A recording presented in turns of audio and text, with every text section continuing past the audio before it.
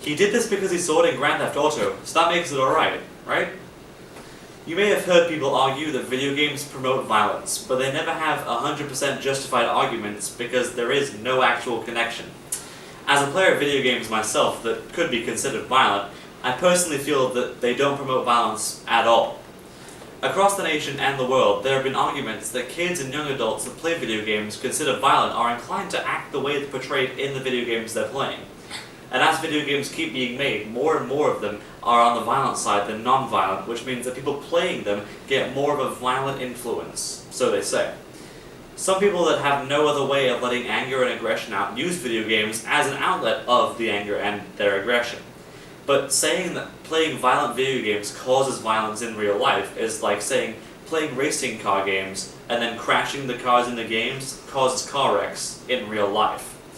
Video games are becoming more violent in different ways, which is exposing kids to these new types of violence, which could scare them because of the reality that these things could happen. Some people need to let out their anger, and video games are an easy way to do that. There is no research or data that provides evidence that violence in video games promotes violence in real life, but you could ask a lot of people and they'd say it doesn't.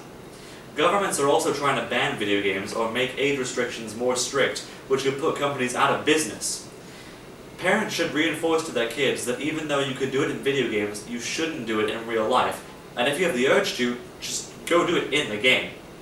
Video game companies should also try and gauge how violent they should make their games to avoid controversy with people buying the games or kids' parents. Video game vendors could also tell people buying the game what the graphic violence rating on the game box actually means. In order to prevent it ever happening in the future, we could watch out for younger kids and the video games they play and their behaviors as well, just in case they're inclined to act how they play in the video games. If anything, video games are more of an outlet of anger than a cause of it. They open up a world where we can do these things and not worry about the consequences. And if anything, video games are more like a window to the reality of the world that we live in right now.